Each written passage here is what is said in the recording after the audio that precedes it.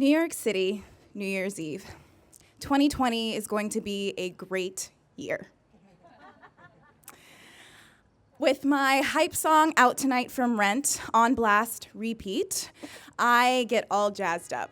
I do my makeup, my nails, I lotion my entire body and not just the parts visible to the world.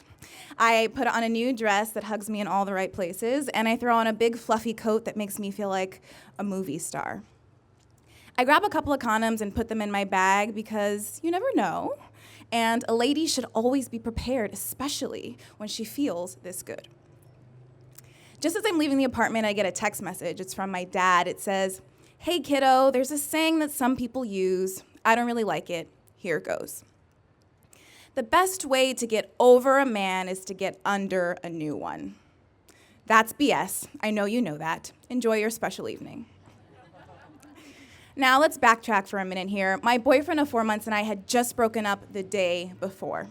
We'd made plans months ago to spend New Year's Eve together in the city at his place, but by the time the holiday came around, we both knew what was coming. There was no spark. And quite honestly, my gut had been trying to tell me for the entirety of the relationship that this just wasn't it. He didn't actually see me. So I was glad for the clean break while simultaneously sad to be alone in the city on New Year's. When I realized I could ring it in from my happy place, Marie's Crisis, I knew I was ready for a fresh start. But how could my dad sense my energy from across the country, though? I laughed to myself as me and my Happy New Year headband and my condoms left the house. Marie's Crisis is a musical theater, sing-along, show tune, piano bar in the West Village, and there is no place like it.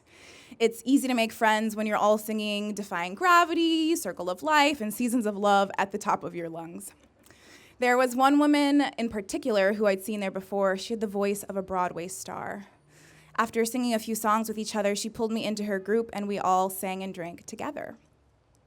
A couple hours in, they started talking about kisses at midnight.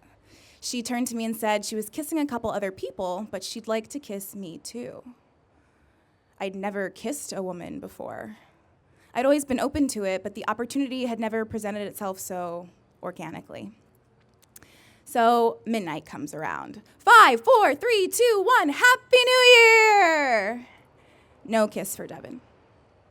12:05, still no kiss. She's busy celebrating with her friends, and I'm not the type to tap her on the shoulder like, "Hi, remember me?" So after some high fives and Happy New Year wishes with the random musical theater lovers around me, I, slightly disappointed, just keep singing. About 12:15, she turns to me and we lock eyes. And I don't think either of us were expecting that kind of kiss. Fireworks. She pulled back and said, "Ooh, this might be my favorite kiss of the night. Don't tell the others." I didn't, but they might have guessed because what we did do was continue to make out shamelessly.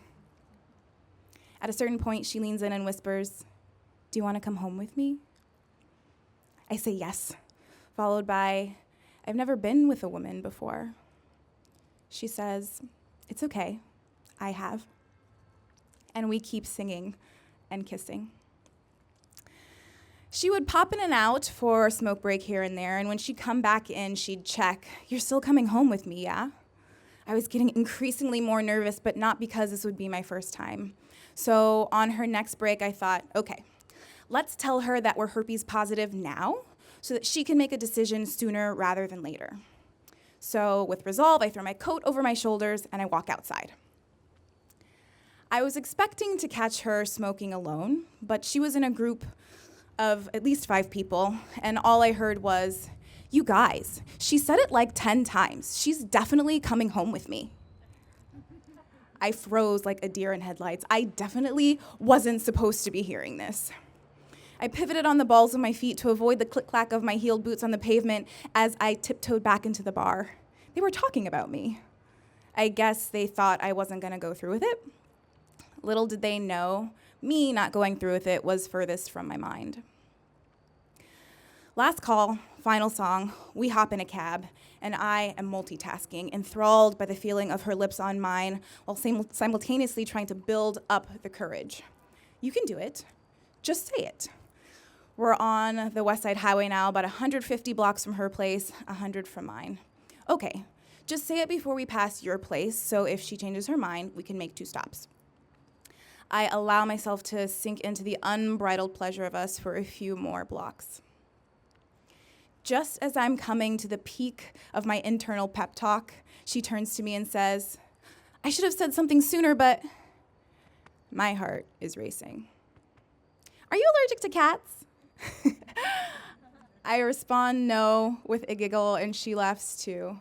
She has unknowingly given me the perfect in. I take a breath and say, "Speaking of things we should have mentioned sooner," and I tell her. I tell her that I'm herpes positive, and this is how it manifests in my body, this is how I manage it, and this is what it means for us tonight. As I wait for her response, I'm proud of me for allowing myself to live fully despite fear. She thanks me for my honesty and says, "This is worth the risk." And then we talk about her sexual health history too. Finally able to fully relax into us, into our chemistry, our heat, I feel seen in a way that I haven't in a long while. Walking to the train the next morning, with Out Tonight still blasting on repeat in my headphones, I can't help but grin as I reminisce about the night before. What a way to ring in the new year. I will save you the play-by-play, but let's just say I definitely didn't spend that night under a man.